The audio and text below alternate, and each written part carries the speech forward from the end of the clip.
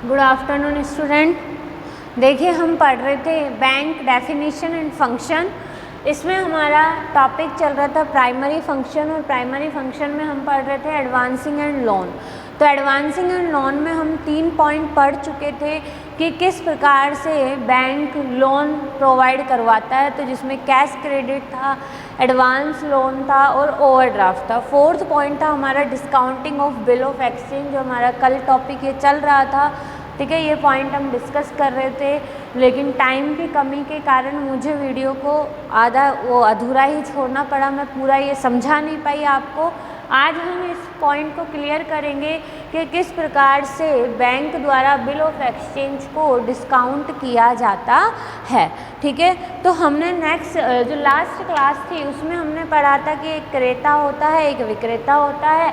क्रेता क्या करता है? विक्रेता से उधार माल खरीदता है। फिर विक्रेता क्या करता है?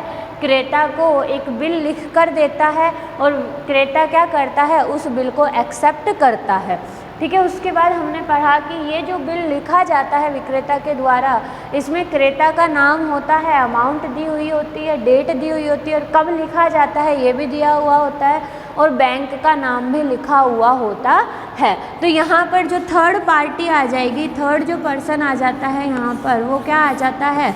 बैंक आ जाता है। तो अब क्या करेंगे हम कि जो सेलर है, ठीक है, देखिए बिल कब लिखा गया है? 8/9 को। ठीक है, राशि कब चुकानी है? जो हमने उधार माल खरीदा है उसकी राशि कब चुकानी है? 5/10 को चुकानी है। लेकिन विक्रेता को पैसे की आवश्यकता पड़ गई 1/10 को, यानी 1 अक्टूबर को ही विक्रेता को पैसे की क्या पड़ गई? आवश्यकता पड़ गई। तो यहाँ पर सेलर किसके पास? क्योंकि सेलर अभी क्रेता के पास नहीं जाएगा। क्रेता के पास क्यों नहीं जाएगा? क्योंकि क्रेता ने तो 5 तारीख का बोला था कि मैं 5 अक्टूबर को आपको आपकी राशि वापस लौटा दूंगा, लेकिन उससे पहले ही विक्रेता को क्या पड़ गई? पैसों की ज़रूरत। तो विक्रेता क्या करेगा? जो ये बिल ऑफ एक्सचेंज है, इस बिल ऑफ एक्सचेंज की एक कॉपी किसको दे देगा? बैंक को दे देगा। ठीक है, और ये बिल ऑफ एक्सचेंज किसके नाम से लिखा गया है? क्रेता के नाम से, एक्स नाम के व्यक्ति से। तो सेलर ने क्या किया? विक्रेता ने क्या किया? जो एक्स नाम के व्यक्ति ने जो बिल एक्सेप्ट किया था, उस बिल की एक कॉपी बैंक को दे दी। और बैंक क्या करता है? बैंक जो मान लो जो राशि थी, जो अमाउंट थी, वो 5 लाख रुपए थी। ठीक है, अमाउंट की राशि कितनी थी? 5 लाख रुपए की राशि थी। तो बैंक क्या करेगा? इसमें कुछ परसेंट कटौती करेगा। और कटौती कौन सी कटौती करेगा? कि मान लो यदि बैंक 5 लाख रुपए, ठीक है, 5 लाख रुपए बैंक क्या कर रहा है? एक तरह से सेलर को उधार दे रहा है बैंक पैसा, उधार दे रहा है ना सेलर को बैंक पैसा। बैंक तो क्या करेगा? 5 तारीख को क्रेता से पैसे मांगेगा, लेकिन अभी बैंक क्या कर रहा है? सेलर को 5 लाख रुपए उधार दे रहा है। तो ये जो राशि उधार दे रहा है बैंक, इस उधार देने की राशि पर बैंक कुछ ना कुछ इंटरेस्ट भी चार्ज करता है। तो उस इंटरेस्ट की राशि को बैंक क्या कर लेगा? यहाँ से चार्ज कर लेगा। ठीक है, अब कितने परसेंट? मान लो 20% इंटरेस्ट चार्ज करके बैंक क्या कर देगा? बाकी राशि जो है, बाकी अमाउंट जो है, वो सेलर को लौटा देगा। यानी सेलर के पास 5 तारीख से पहले ही पैसे आ गए। ठीक है, अब बैंक क्या करेगा? अब बैंक जो 5/10 है, यानी 5 अक्टूबर को बैंक किसके पास जाएगा? बायर के पास जाएगा, क्रेता के पास जाएगा। और जो बिल ऑफ एक्सचेंज की जो कॉपी है, वो कॉपी किसको देगा? बायर को देगा। ठीक है, और जो अमाउंट बैंक ने सेलर को दी है, ठीक है, उस अमाउंट की जो रिसिप्ट है वो भी किसको देगा? बायर को देगा। ठीक है, अब बायर क्या करेगा? इस डेट पर, क्योंकि बायर को जो पैसे थे वो किसको लौटाने थे? सेलर को लौटाने थे। ठीक है, लेकिन सेलर ने वो पैसे किससे ले लिए? बायर से ले लिए। अब बायर क्या करेगा? वो जो राशि है बिल ऑफ एक्सचेंज की, वो किसको लौटा देगा? बैंक को लौटा देगा। यानी बैंक ने एक तरह से थर्ड पार्टी होते हुए क्या किया? सेलर को लोन दिया। ठीक है, जो सेलर को पैसे 5 तारीख को मिलने थे, वो पैसे सेलर को कब मिल गए? 1 तारीख को मिल गए। यानी सेलर को क्या दिया बैंक ने? लोन दिया, ठीक है, उधार पैसे दिए। उसके बाद 5/10 को बायर से उन्होंने अपने पैसे क्या ले लिए, जो लोन की राशि दी थी वो लोन की राशि क्या ले ली, वापस ले ली। ठीक है, तो कहने का मतलब क्या है,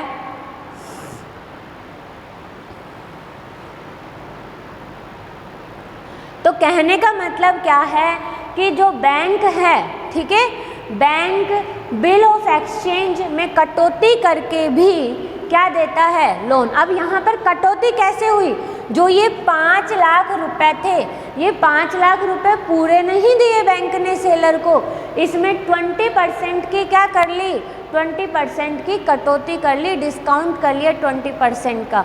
ये 20% का डिस्काउंट का मतलब क्या है, यदि बैंक उधार किसी और को भी 5 लाख रुपए उधार देता तो उसके ऊपर भी तो इंटरेस्ट चार्ज करता।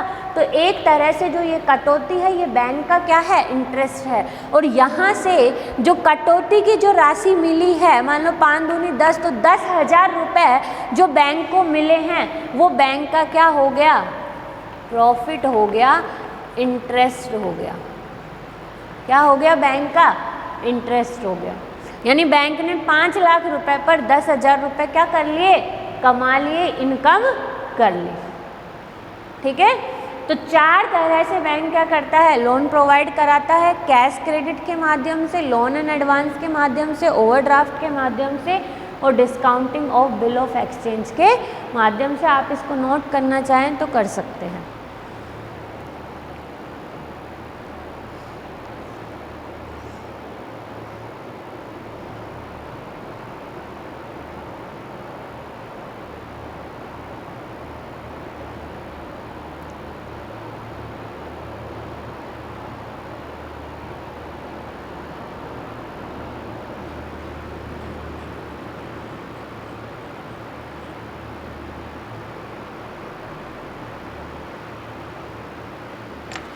ठीक है, अब जो नेक्स्ट जो हमारे ये हमारे थे प्राइमरी फंक्शंस। ठीक है, नेक्स्ट हमारे फंक्शन होंगे एजेंसी फंक्शंस।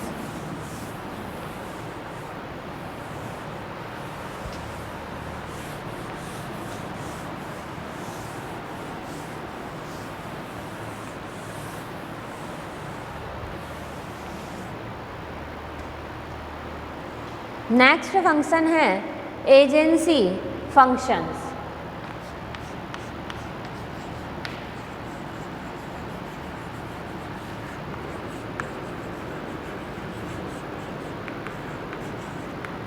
ठीक है, यानी अभिकर्ता संबंधी कार्य।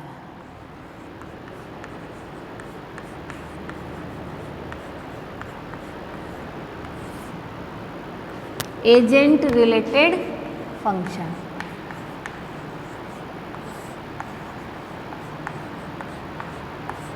क्या है, अभिकर्ता संबंधी कार्य यानी एजेंसी फंक्शंस। तो अब ये एजेंसी फंक्शंस क्या है, बैंक किस प्रकार से अभिकर्ता के रूप में कार्य करता है। ठीक है, तो देखिए बैंक एजेंट के रूप में भी कार्य करता है, यानी बैंक जो है वो एक मध्यस्थ की भूमिका भी निभाता है।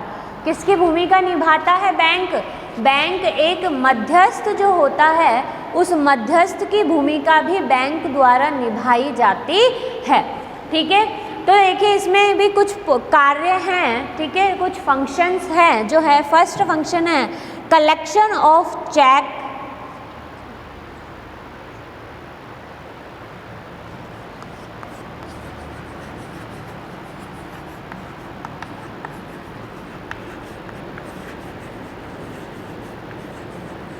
Check, bill of exchange and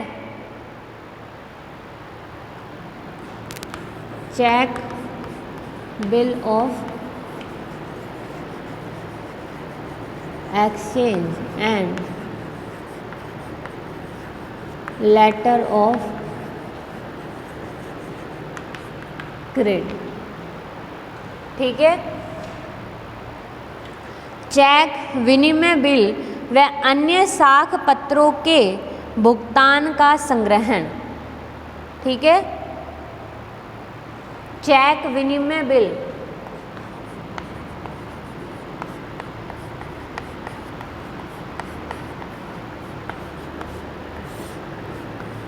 विनिमय बिल एवं अन्य साख पत्रों के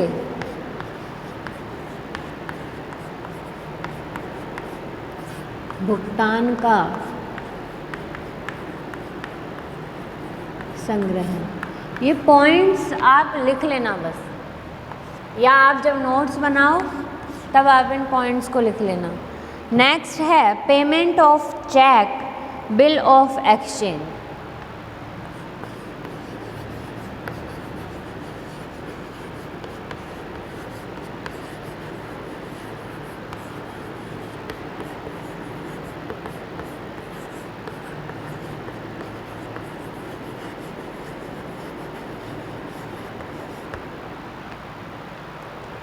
चेक व विनिमय बिल का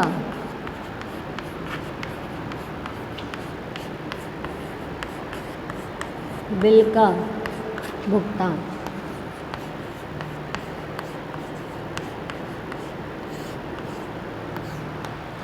ठीक है, देखिए दोनों पॉइंट्स किस तरह से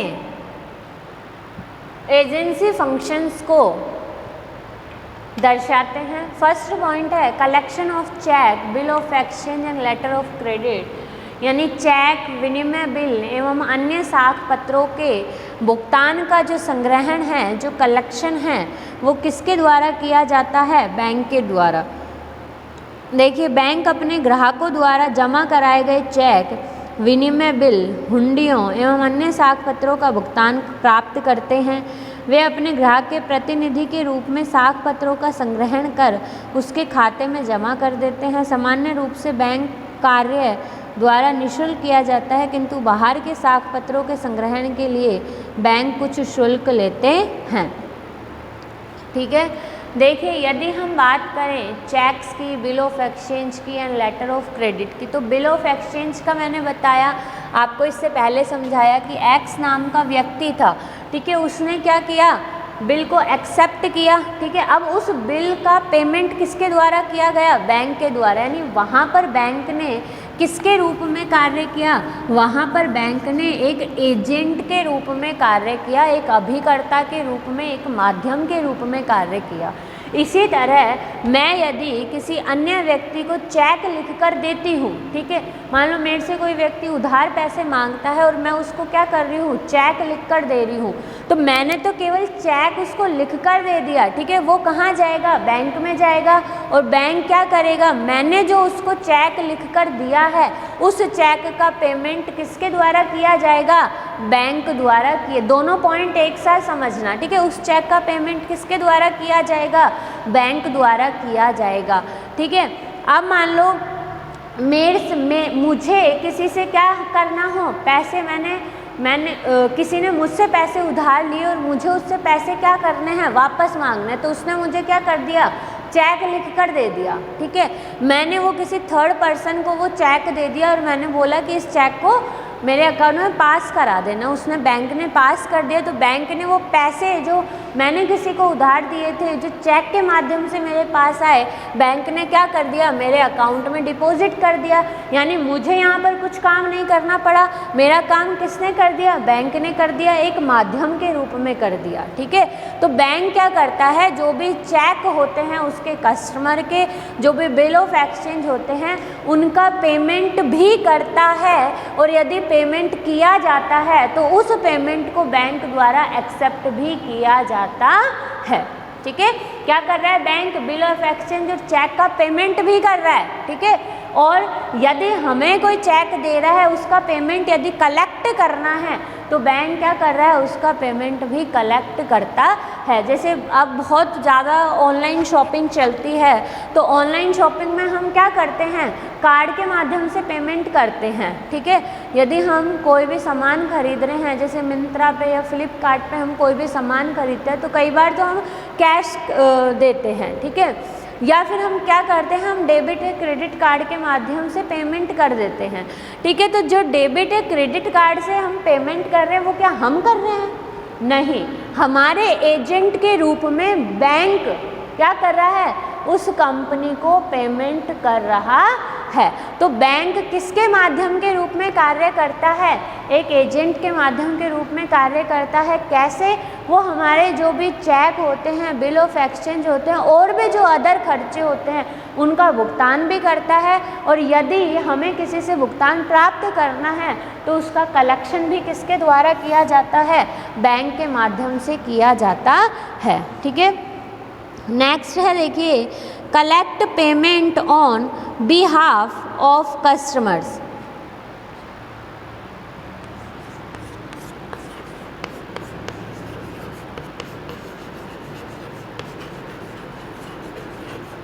कलेक्ट पेमेंट ऑन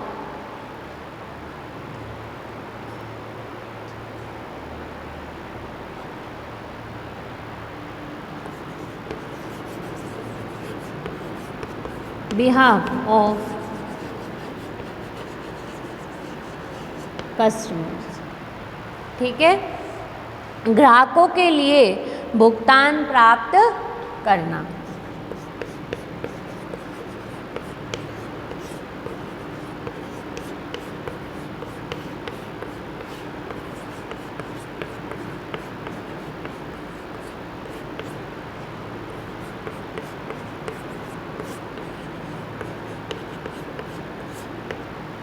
ठीक है, नेक्स्ट पॉइंट है made payment on behalf of customers.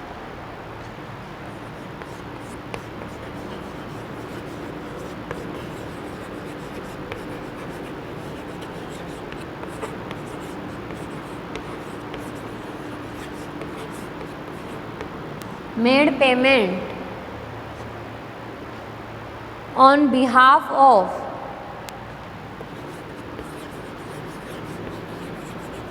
Customers. ठीक है, made payment on behalf of customers यानी ग्राहक की ओर से भुगतान करना। ग्राहक की, दोनों ही पॉइंट आपको समझ में आ गए होंगे, ग्राहक की ओर से भुगतान करना।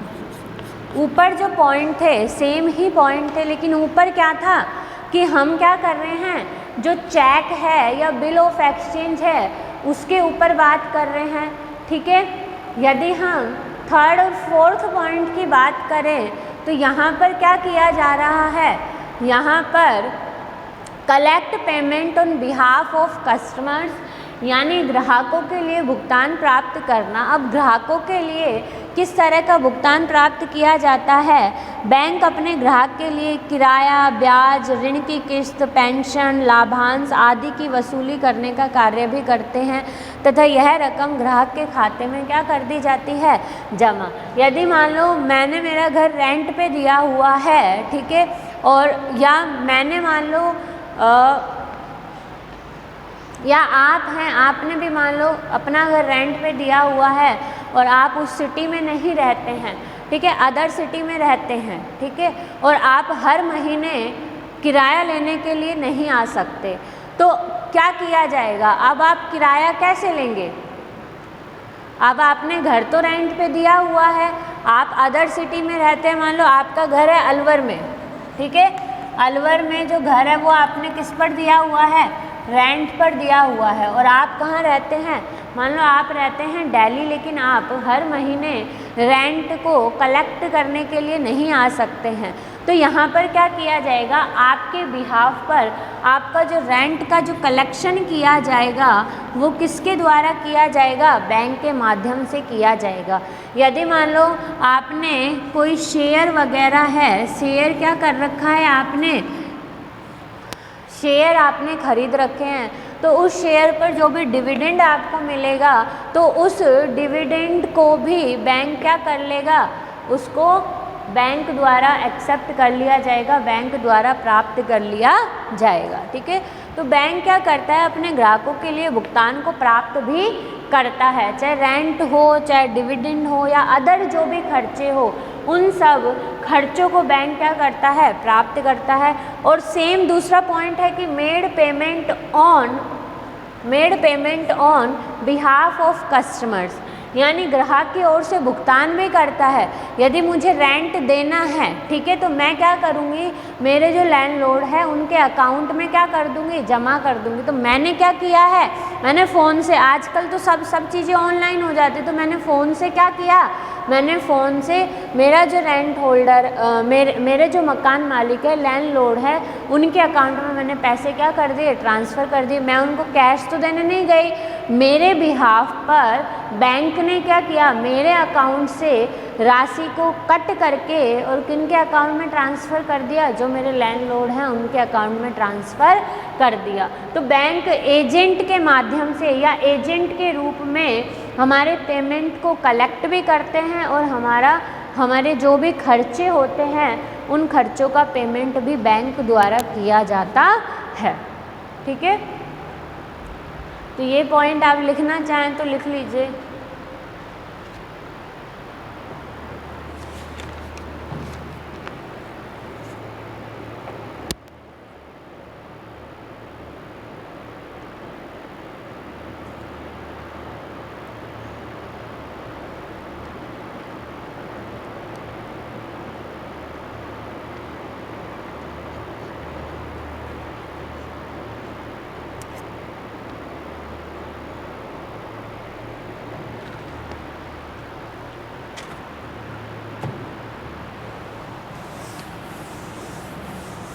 फोर पॉइंट हो चुके हैं एजेंसी फंक्शन के।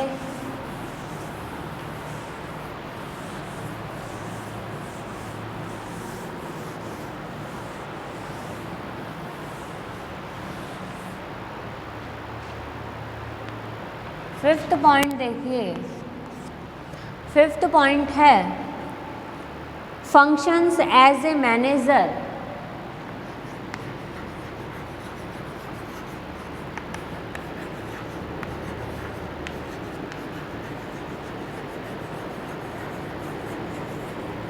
As a manager, trustee,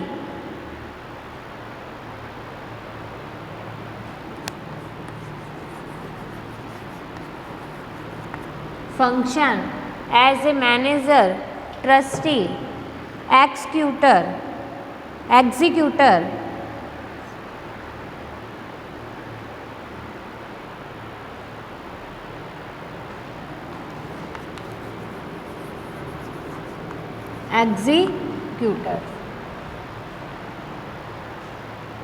प्रबंधक, प्रन्यासी एवं निष्पादक के रूप में कार्य। प्रबंधक, प्रन्यासी एवं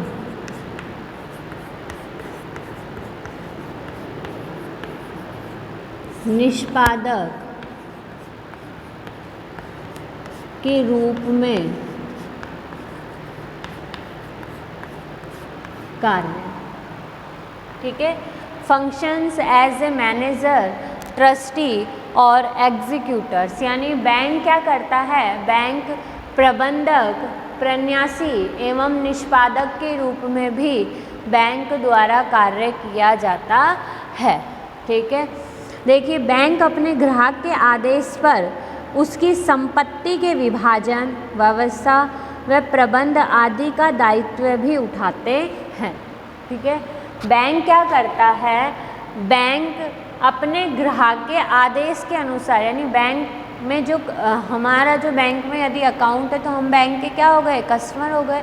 तो बैंक क्या करेगा, अपने कस्टमर के ऑर्डर के अकॉर्डिंग उसकी जो संपत्ति है, उसकी जो एसेट है, उस एसेट का जो विभाजन किया जाता है वो किसके द्वारा किया जाता है, बैंक के द्वारा किया जाता है। लेकिन कब किया जाएगा, जब ग्राहक के द्वारा उसको ऑर्डर दिया जाता है।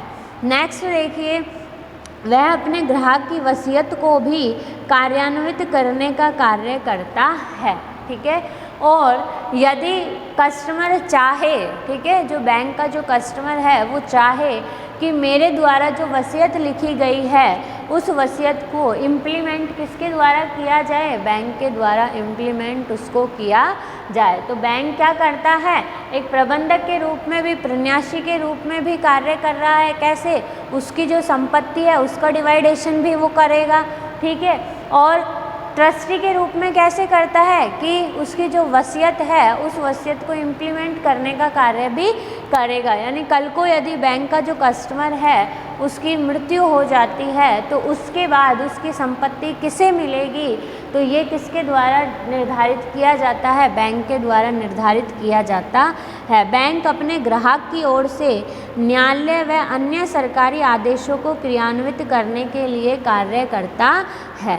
यानी बैंक क्या करता है, यदि जो उसका कस्टमर है बैंक का, यदि वो ऑर्डर दे कि न्यायालय संबंधी, ठीक है, जुडिशली जो भी फंक्शंस होते हैं वो फंक्शन भी किसके द्वारा फिर किए जाएंगे, बैंक के द्वारा किए जाएंगे। लेकिन ये कार्य कब किए जाते हैं, जब बैंक का जो ग्राहक है, जो कस्टमर है, वो उसको ऑर्डर दे, ठीक है। तो इस तरह से बैंक मैनेजर के रूप में भी कार्य करता है, ट्रस्टी के रूप में भी और एग्जीक्यूटर के रूप में भी कार्य करता है, ठीक है।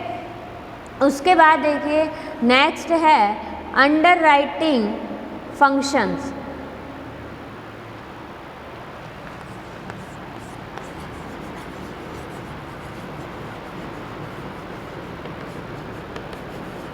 अंडरराइटिंग फंक्शंस यानी अभिगोपन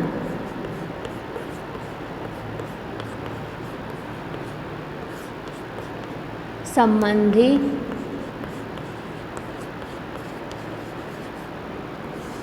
कार्य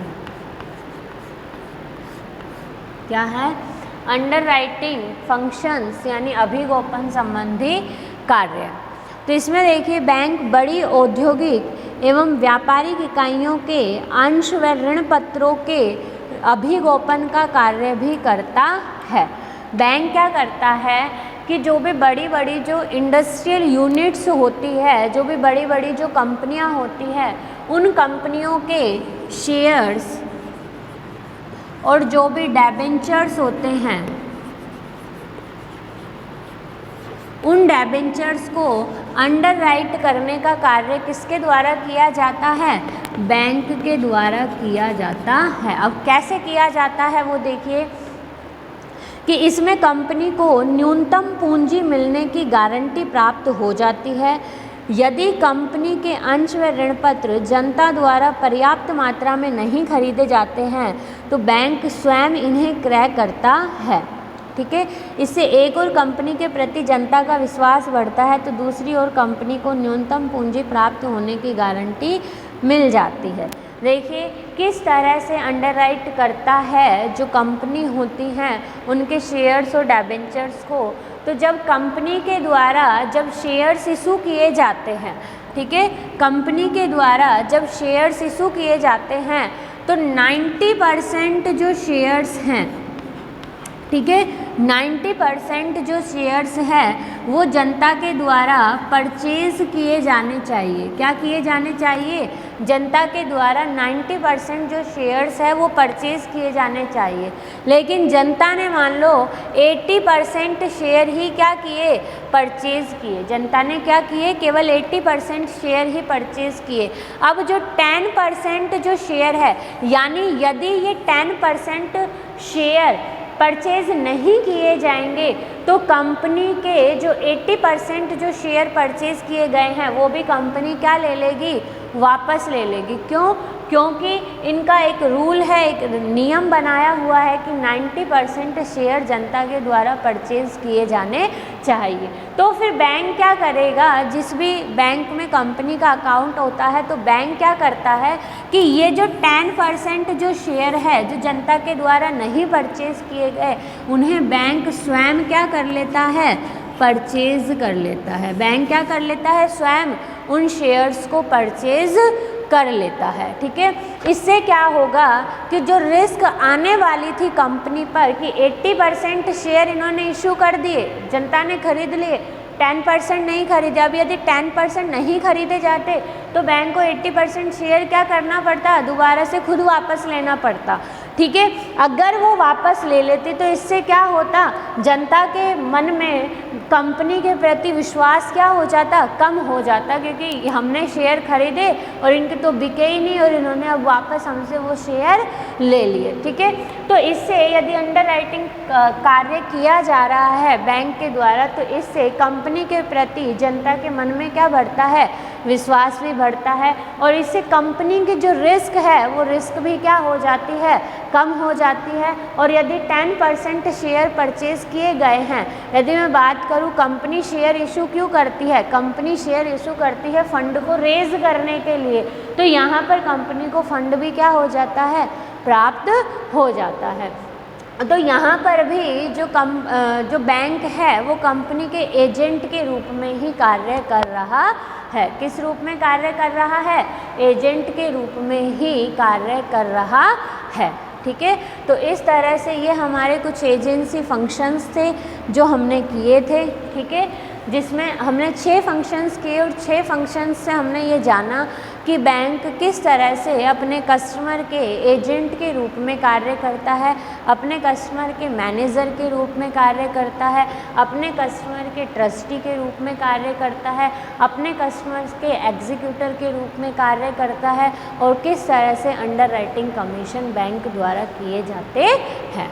ठीक है, नेक्स्ट हम कल की क्लास में पढ़ते हैं। कल हम पढ़ेंगे जर्नल यूटिलिटी फंक्शंस। धन्यवाद।